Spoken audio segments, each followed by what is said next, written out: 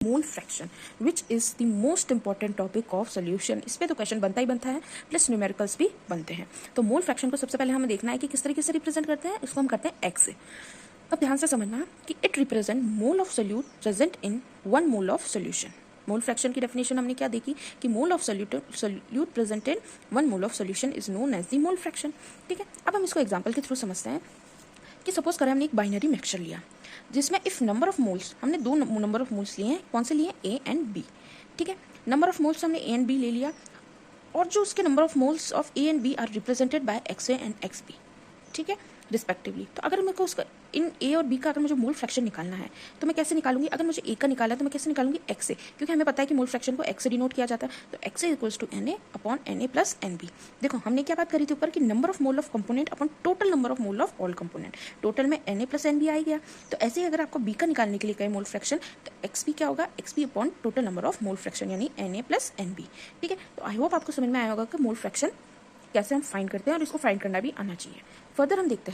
Further हम समझते हैं मोलैरिटी, जिसको हम कैपिटल एम से रिप्रेजेंट करते हैं। तो मोलैरिटी को देखते हैं, क्या कहते हैं कि moles of solute presented 1 ml of solution, 1 litre of solution is called the molarity.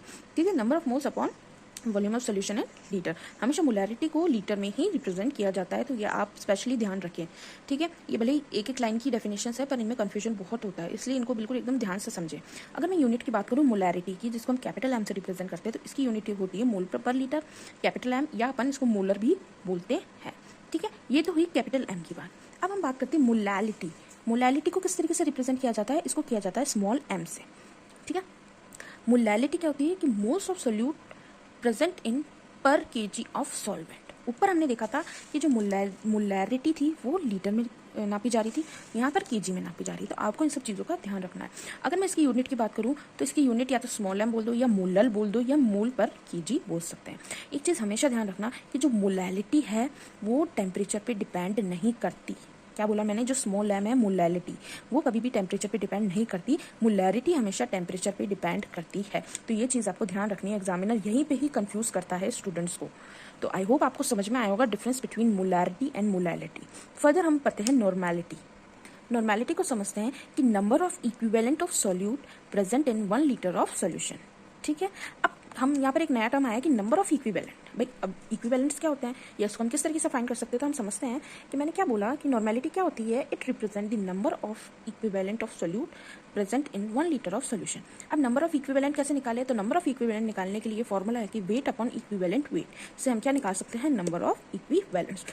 तो ये 8 स्ट्रेंथ ऑफ सॉल्यूशंस थे जिन पे क्वेश्चन बनता है। इन पे मेनली आपको देखो डेफिनेशन पूछ ली जाती है, फॉर्मूला पूछ लिया जाता है, नहीं तो इन पे बेस्ड न्यूमेरिकल ही एग्जामिनर के फेवरेट होते हैं। ठीक है, तो अगर आपको मेरा समझाया हुआ समझ में आ रहा है तो प्लीज़ लाइक, शेयर और सब्सक्राइब करना ना भूलें ताकि मुझे मोटिवेशन मिल सके। ठीक है, फर्दर हम एक लास्ट टॉपिक आज की क्लास का और देख लेते हैं कि भाई डाइल्यूशन लॉ क्या होता है, क्योंकि ये भी पूछ लिया जाता है। तो डाइल्यूशन लॉ क्या होता है? If a solution is diluted by adding solvent to it then the amount of solute remains constant। क्या बोल रहा है ये कि अगर हमें देखो, एक तो कॉमन सी बात है कि अगर हमें किसी सॉल्यूशन को डाइल्यूट करना है, ठीक है, तो हमें उसके अंदर क्या डालना पड़ेगा? सॉल्वेंट डालना पड़ेगा। फिर सॉल्वेंट डालेंगे किसी सॉल्यूशन के अंदर तभी तो वो डाइल्यूट होगा। तो इसमें क्या हुआ? काम से दो जने कर रहे हैं, एक तो सोल्यूशन कर रहा है, एक सॉल्वेंट करना है। सॉल्यूट तो यहाँ पर है ही नहीं, इसका मतलब सॉल्यूट रिमेन्स कांस्टेंट। तो यही बोल रहा है कि if a solution is diluted by adding the solvent to it then the amount of solute remains constant. सही बात है, इसमें सॉल्यूट का कोई काम ही नहीं है। तो एक फॉर्मूला निकलता है कि m1v1 इक्वल्स टू m2v2, या हम बोल सकते हैं n1v1 इक्वल्स टू n2v2। यही डाइल्यूशन लॉ है जो कि आपको याद रखना है। तो आज की क्लास में हम सिर्फ इतना ही पढ़ेंगे। आई होप आप सबको समझ में आया होगा, और समझ में आए तो लाइक, शेयर और सब्सक्राइब करना ना भूलें प्लीज़।